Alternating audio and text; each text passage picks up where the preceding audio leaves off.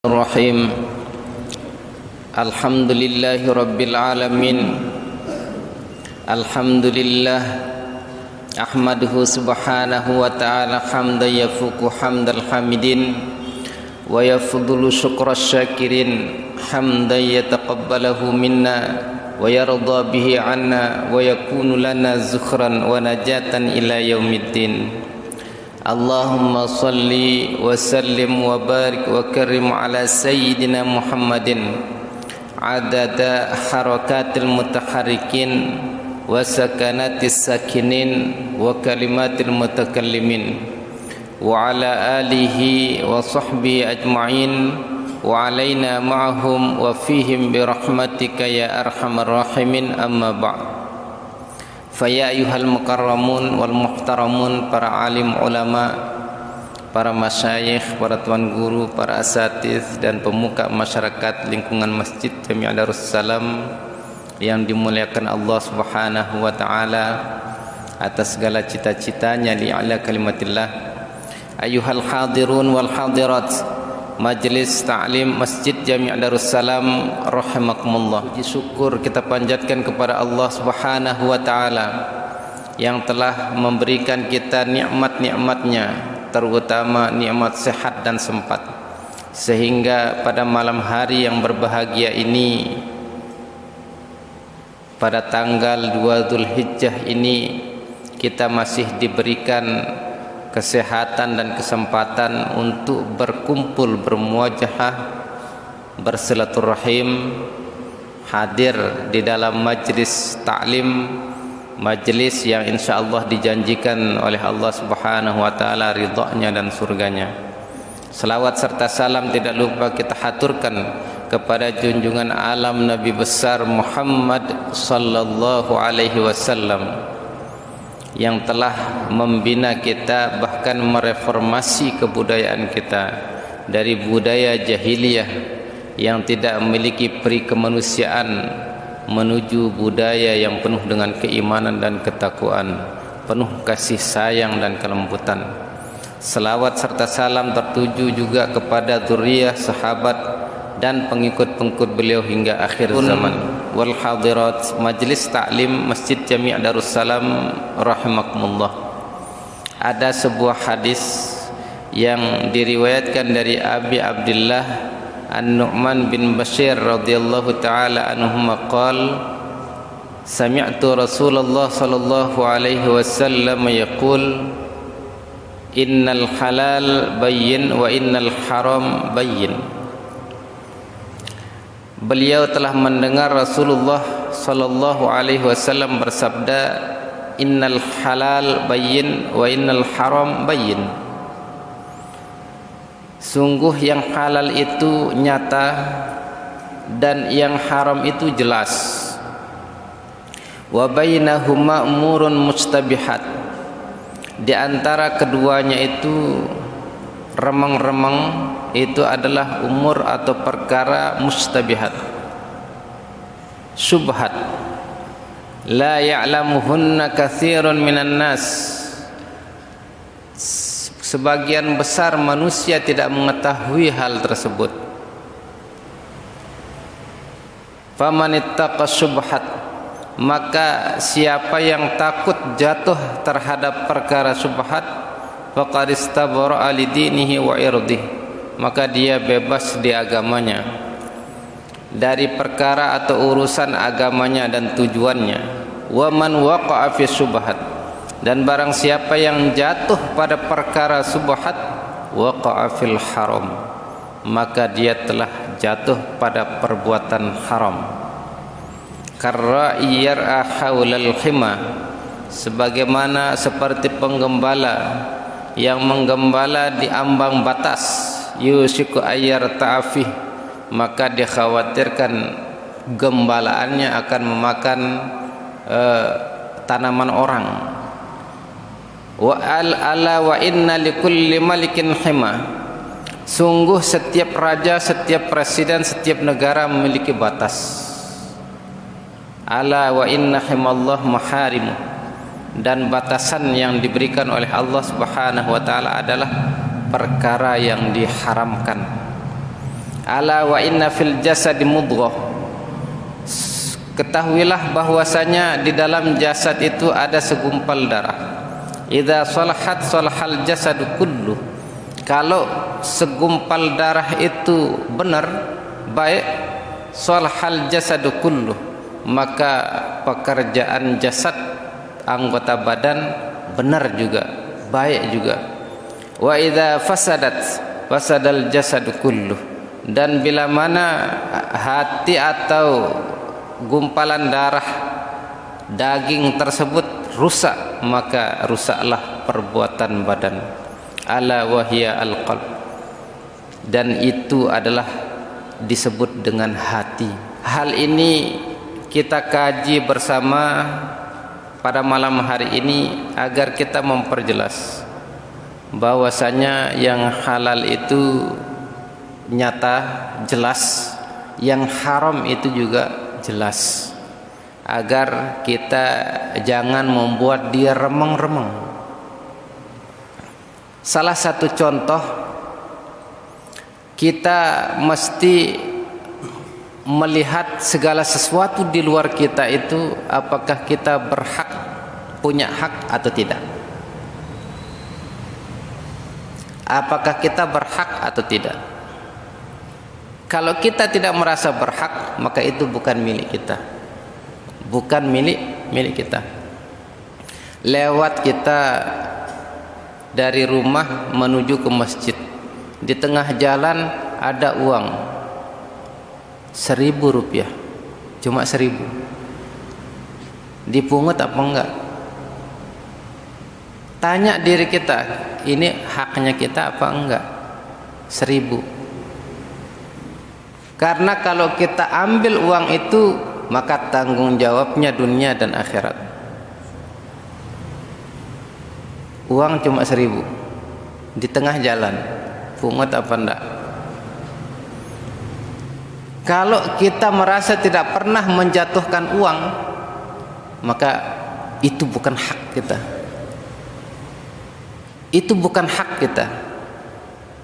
Siapa saja yang ingin mengambil uang itu, maka dia ingin menyampaikan kepada yang berhak. Niatnya ingin menyampaikan kepada yang berhak, yang punya. Apalagi uang 100.000. Jadi di sini kita al halal bayyin wal haram bayyin. Yang halal dan yang haram itu jelas. Bukan berarti kita harus memanfaatkan, wah ini uang 100.000 nih, kalau saya biarkan nanti diambil sama orang di belakang saya nggak dapat. Jadi mesti kita bertanya dulu, ini halal apa enggak saya ambil untuk saya pakai belanja. Kalau kita ambil, maka berarti kita sudah menempatkan diri kepada orang yang akan mengembalikan uang tersebut kepada yang berhak, kepada yang punya. Sampai kapan? Sampai 1 tahun penuh harus diumumkan. Lek langan si tau tengembun ya kepeng ino harus ditulis. Saya si teri kepeng nalitene hubungi ini. 1 tahun penuh. Lek masjid juga kita bisik-bisikkan kepada orang-orang sisi arak teri kepeng. Ini 1 tahun penuh. Setelah 1 tahun baru kita boleh mentasarrufkan, membelanjakannya. Apakah kita berhak itu akan menjadi milik kita? Enggak. Sampai kapanpun uang itu tidak akan menjadi hak kita selama pemiliknya tidak bilang kepada kita, oke, apa yang si teri ino si dua membagi ya. Selama orangnya yang punya belum mengatakan itu, kita tidak berhak terhadap uang itu. Nah ini al halal bayyin wal haram bayyin. Kita di zaman semakin sepele yang terhak dengan Semisal dengan berzakat endah, itu haknya fakir miskin. Yang mana namanya fakir, yang mana namanya miskin, mesti tanya para asatis, para tuan guru. Hendak ngodo akal-akalan, mesti tanya yang mana namanya fakir, yang mana namanya miskin. Sehingga kalau kita ketemu dengan fakir miskin, kasih mereka haknya. Ada yang berzakat sampai 10 juta. Fakir miskin di Mamban ini cuma 10 orang. Bagikan 1 juta, 1 juta. Yang berzakat 25 orang. Masing-masing 10 juta. Bahkan dari setiap yang berzakat dapat 1 juta fakir miskin. Pakai lebaran dapat 25 juta. Alhamdulillah. Tapi nyatanya enggak. Cuma 25.000 kayaknya setiap tahun itu. Yang dari Muzaki ini dapat 10.000, yang dari sana dapat 5.000, 5.000, 5.000. Al halal bayin wal haram bayin. Masuk kepada perkara kurban itu juga demikian. Jadi di dalam kurban, orang yang berkurban wajib nazar, maka dia tidak berhak dengan daging kurban. Dia bersama keluarganya tidak berhak. Lihat dengan si kurban nazar atau dengan si mewajibkan dirinya kurban. Wajib le diriku kurban tahun ini. Nazar ya berarti wajib le diri. Tapi pahalanya lebih besar itu. Lihat dengan si nazar wajib kurban. Wajib le diriku kurban tahun ini. Berarti bernazar. Pahala wajib lebih tinggi dari pahala sunnah. Berarti yang nulak berhak membeli daging korban. Lawan arah selain berkorban berhak ya, dapat korban orang lain. Dan pahala kurban kita bisa juga mendoakan untuk yang lain. Kita yang berkorban, ya Allah, ya Tuhanku, kurban ini untukku dan juga untuk keluargaku, termasuk juga orang tuaku yang telah meninggal dunia. Kita berdoa seperti itu, nanti Allah akan membagikan pahala kurban kita kepada keluarga kita dan juga kepada orang tua kita yang sudah meninggal dunia. Jadi pahalanya bisa dibagi-bagi. Sebagaimana Rasulullah juga berkurban seperti itu. Ya Allah, ini adalah kurbannya Muhammad, untuk Muhammad dan untuk semua umat Muhammad.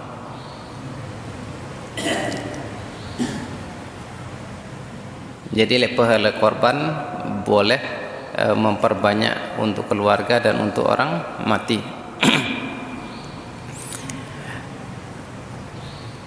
Ala wa inna fil jasadi mudghah idza salahat salahal jasadu kulluh wa idza fasadat fasadal jasadu kulluh ala wa hiya al qalb.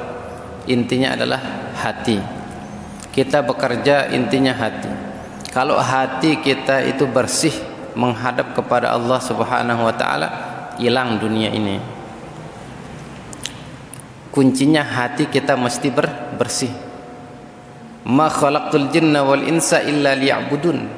Saya tidak ciptakan jin dan manusia kecuali untuk ibadah. Bagaimana kita ibadah?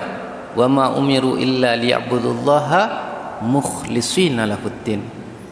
Kita tidak diperintahkan oleh Allah Subhanahu wa taala kecuali untuk ibadah ikhlas, penuh kerelaan kepada Allah Subhanahu wa taala. Kita hidup di dunia ini untuk ibadah. Selalu apa juga aktivitas ibadah, baik aktivitas dunia maupun aktivitas akhirat. Yang mana aktivitas dunia itu? Aktivitas dunia seperti berdagang, kemudian berorganisasi, terus kemudian bertani, berkebun. Ini aktivitas dunia seluputnya ini. Organisasi itu kan banyak. Ada OSIS kalau di sekolah, ada LKMD, ada PKK, banyak organisasi-organisasi itu. Itu aktivitas dunia. Akan tetapi kalau tujuan kita untuk li'ila kalimatillah, menegakkan syariatnya Allah Subhanahu wa taala, untuk saling mengingatkan di situ, gitu, melestarikan syariat Islam, maka aktivitas dunia itu berpahala ukhrawi. Karena apa? Ma khalaqtul jinna wal insa illa liya'budun.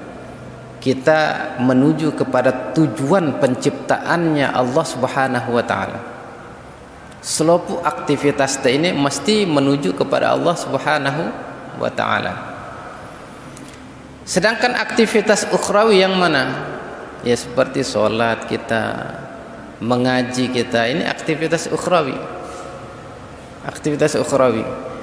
Kita yang berada di majelis taklim, yang selalu berada di sholat jamaah, ate hendak sekali-kali dicampur dengan ukhrawi.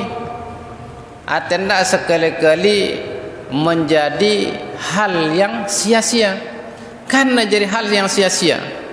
Sembahyang itu bukan karena Allah. Ngaji itu bukan karena Allah. Kurban itu bukan karena Allah. Nah ini akan menjadi hal sia-sia. Wa ma umiru, dan kalian, mereka tidak diperintahkan illa liya'budullaha mukhlishin lahuddin. Jadi Allah tidak memerintahkan kita untuk berbuat ibadah ukhrawi kecuali itu ikhlas di dalamnya. Tidak diperintahkan kita berkorban, tidak diperintahkan kita sholat, tidak diperintahkan kita puasa, sedekah dan lain sebagainya, kecuali kita ikhlas lillahi ta'ala. Akan tetapi ulama kita mengajak kita untuk membiasakan diri dulu, terbiasa yang diri dulu. Awal-awalnya memang riak itu tayakan masjid, berbangga-bangga, yang dan apa-apa, yang penting tetap dulu ang masjid. Ketika lama kelamaan bosan itu riak, timbul ikhlas di dalam diri itu. Pada merelek dengan si nyumbang seket per minggu, per Jumat, satu satak. Awal-awal dia membanggakan sumbangan, tidak apa-apa, yang penting dia istiqomah terus saja. Nah lamun wah terbiasa jenana lelah ya ate ini untuk membanggakan diri. Nah ini untuk kita mengajarkan selopuk sifat kebaikan ini arak le diri manusia, dit selopuk sifat keburukan ini anda arak le diri manusia. Innallaha la yughayyiru ma biqaumin hatta yughayyiru ma bi anfusihim. Dan Allah tidak akan merubah keadaan kaum, keadaan seseorang itu, kecuali dia yang ingin merubah dirinya. Lihat dengan si malas tipe masjid, apakah dia tidak mampu anak masjid? Mampu, tapi kuncinya di diri mereka itu, mau nggak berubah, mau nggak ke masjid. Ya ampun luwe jamaah lelah tebet enak. Ya karena mereka sendiri yang nggak mau. Nengumbe bisa tenenak ya. Mereka yang nggak mau. Dan Allah tidak akan merubah keadaan mereka kecuali mereka sendiri yang mau. Kalau mereka yang mau, maka Allah akan membantunya. Tapi kalau mereka nggak mau, kebalak dunia ini tidak dengan berubah-ubah. Oleh karena itu sifat bagus, sifat lengi arak le dalam diri itu. Lamun temele berubah, Allah akan membukakan 70 pintu berkah le dengan si mele berubah. Allah yang akan membukakan 70 pintu keberkahan bagi mereka yang mau berubah ke arah yang lebih baik. Sering itu ngerantik batur, itu mudah karena kebiasaan. Nabi arana bahasan kedalon nih. Udah kebiasaan. Jadi membe tahu ya pasti topiknya membicarakan orang. Nah, kalau kita memikirkan diri kita pingin berubah, maka kita usahakan stop diri. Karena kebiasaan pasti akan mengata-ngatai, membicarakan orang juga. Logo arak rimno. Sadar itu ingat si epentena, itulah keberkahan itu. Selalu sadar itu ingat si epentena. Astagfirullahaladzim. Aku berjanjin deh kugan nyebut dengan pasti seperti itu. Lagu lamun dan manara niat berubah le dalam diri itu, nah akan selalu dan semakin bertambah ya perbuatan langit ini. Lek masing-masing itu sifat bakhilin ara,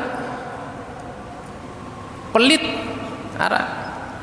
Tapi kalau kita mau rubah, cari rupiah yang paling kita suka menyumbangnya. 2.000 berat lah itu karena itu pelit. 1.000 masih berat, 500 masih berat, 100 rupiah kan 100 rupiah wah dia nama kodu. Ayo wah sumbang wah ini beta 100 rupiah ini sumbang ya, sok dah nyumbang doang, lawan bakhil dah ini sumbang ya ini dah kadang ngendeng. Indomaret Alfamart biasa ngentuk dengan ngunduh 100 rupiah. Endengin lah dengan sigirang anang Indomaret Alfamart arah ke 100 rupiah bait ya apa sumbang sedekah. Padahal dia nara nerima ya ini 100 ini. Masjid dia nerima, musola dia nerima, pondok dia nerima, tetangga pun dia nerima, anak jerin kan dia nolak nerima ya. Lalu karena ini ikhlasnya ya biasa yang hadiri sade ngono. Jangan kelak si baru masak sekat bakhil dengan sini nak besi wah ngena beri ya sedekah esok ndak disaut ya sedekah belajar sedekah sekedi lamun tawah biasa insyaallah jemaah ngono si baru na jarak bekelak baru ta bersedekah ngan lawan diri teh dan pada akhirnya kita kembali kepada kurban ini. Yang terakhir adalah kisah bahwa Rasulullah pernah bersabda, saya adalah anak dari 2 orang yang dikurban. Saya ini adalah anak dari 2 yang dikorban. Yang pertama adalah Nabi Ismail, yang kedua adalah Abdullah bin Abdul Muttalib.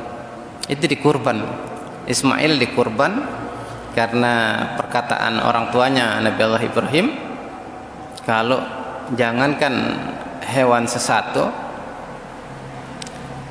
kalau saya dikasih putra juga saya akan korban, kata Nabi Ibrahim alaihissalam. Sedangkan Abdul Muttalib pernah menyatakan, kalau saya dikasih putra 10, maka yang 1 akan saya korbankan, yang terakhir itu dikorbankan. Lahirlah yang ke-10 yaitu Abdullah, anak yang paling indah, yang paling gagah. Timbul cinta di dalam diri Abdul Muttalib, timbul cinta. Wah bagus nak anak ini. Abdullah masih kecil. Karena apa? Nur Muhammad ada di wajah beliau. Nur Muhammad ada di wajah beliau. Semua orang, paman-pamannya, Abu Jahal, Abu Lahab juga senang terhadap Abdullah ini. Karena saking senangnya Abu Lahab, ini anaknya Abdullah lahir, Muhammad itu lahir.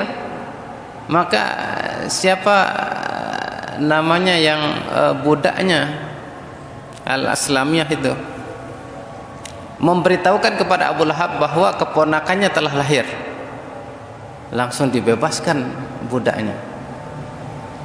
Padahal Abu Lahab itu pelit juga orang. Saking senangnya, saking cintanya terhadap saudaranya Abdullah. Jadi Abdullah sejak kecil semua orang menyukainya.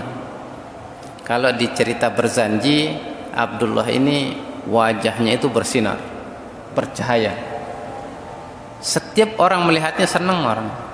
Akan tetapi ketika menikah dengan Aminah, maka ketika Aminah hamil, wajahnya ini redup. Karena itu adalah nurnya Muhammad sallallahu alaihi wasallam. Nurnya Muhammad.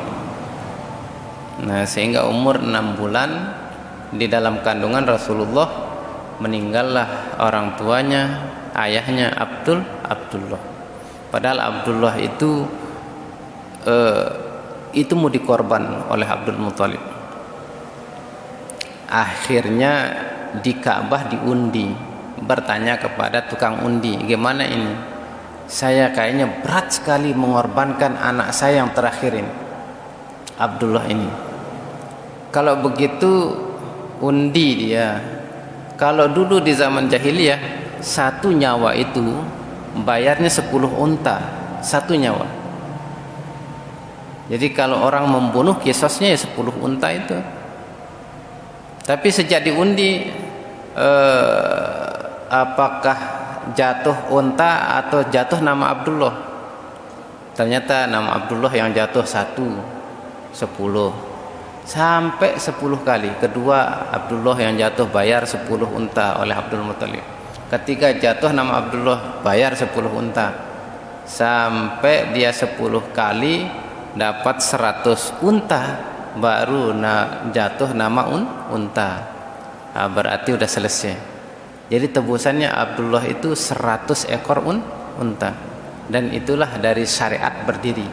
Kalau kisos membunuh orang, tebusannya, damainya itu adalah 100 ekor unta sejak saat itu. Makanya Rasulullah bilang, saya adalah anak dari 2 orang yang dikorban gitu. 2 orang yang dikorban. Sekarang kita hanya mengorbankan perasaan kita, rasa kita. Baiklah, kita kembali. Kenapa kita selalu berat untuk mengadakan kurban taqarrub ilallah? Kurban pada Idul Adha ini adalah bentuk nyata, aplikasi nyata perbuatan kita. Tapi kurban di setiap hari ini sangat banyak.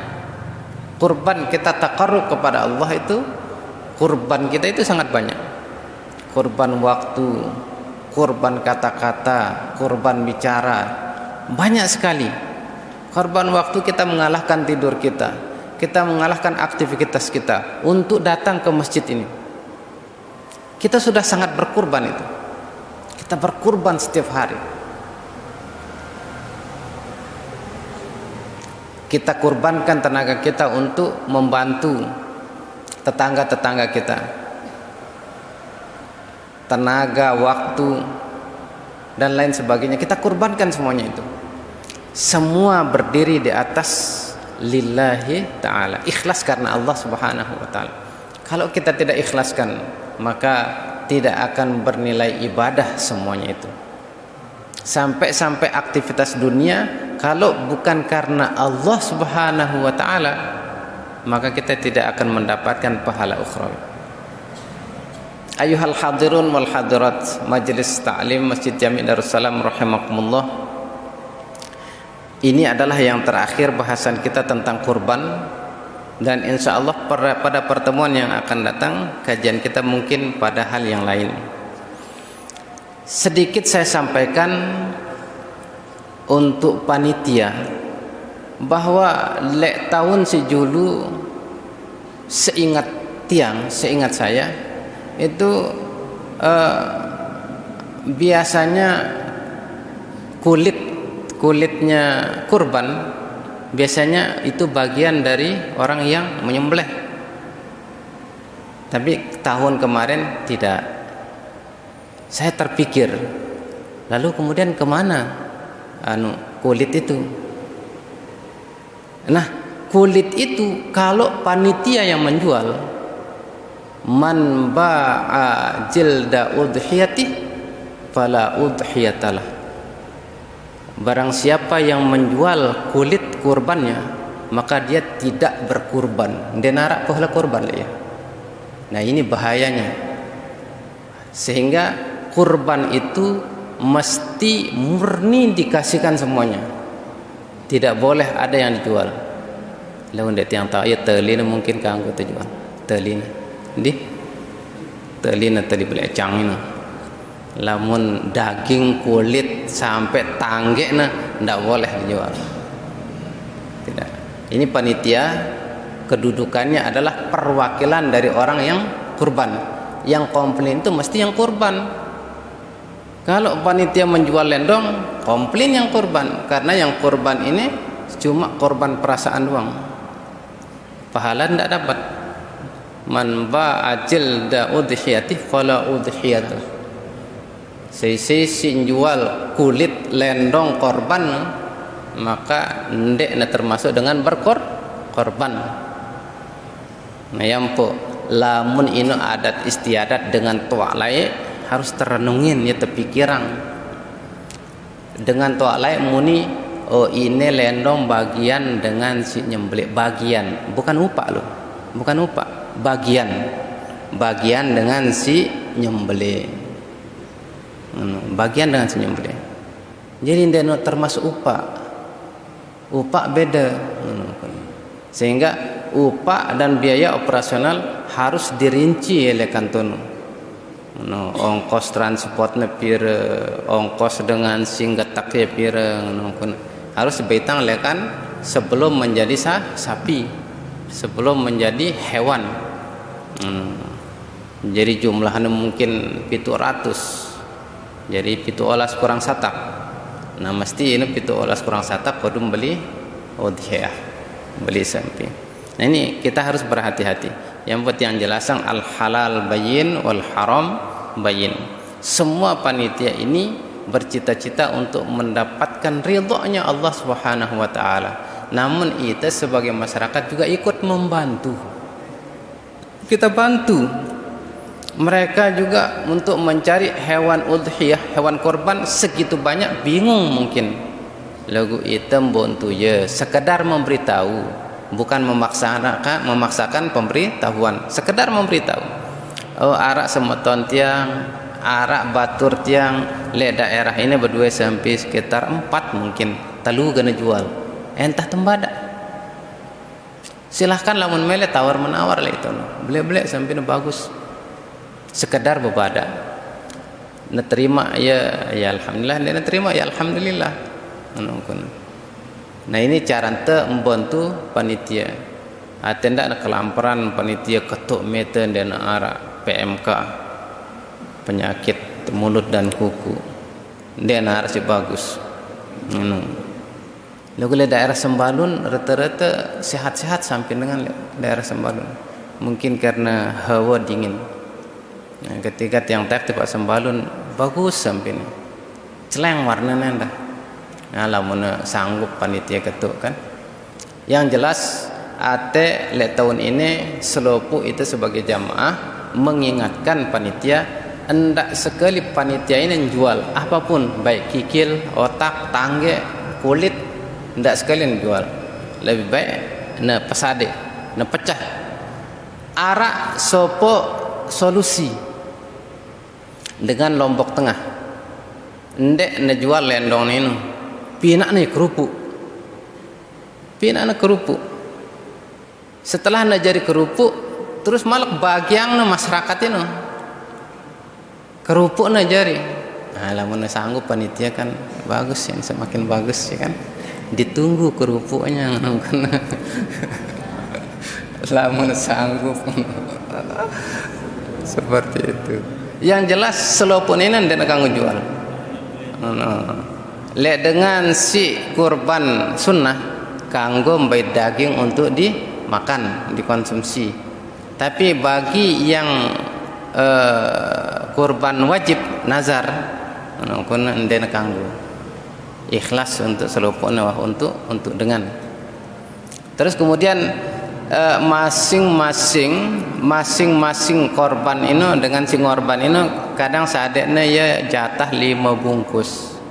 Ini yang jelasang le drike agar tahu manfaatnya. Karena yang pertama tiang yang membuat bungkusan untuk orang yang kurban itu dulu waktu tiang jadi panitia le pondok.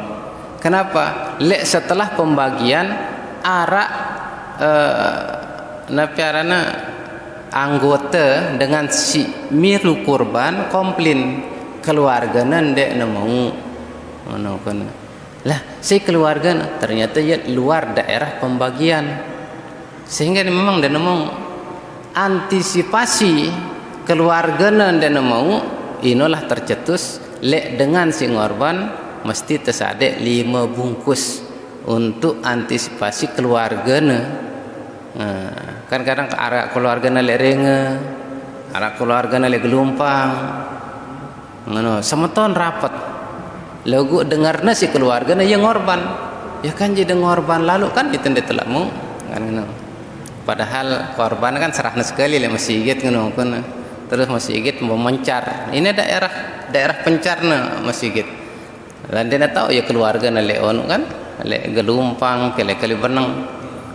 Oleh karena itu barulah tercipta le dengan si ngorban ini tersadek 5 bungkus antisipasi arak semeton jarina le luar daerah pembagian komplain kan yang dia mau. Nah ini si 5 bungkus ini untuk keluarga si dia mau.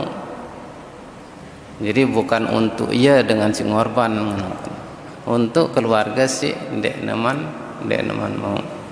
Nah mungkin hanya ini lekan tiang yang jelas al halal bayin wal haram bayin. Lamun temeli memperjelas insyaallah minggu depan kita jelaskan kembali dan insyaallah kita berikan contoh-contoh kisah si lebih lengkap.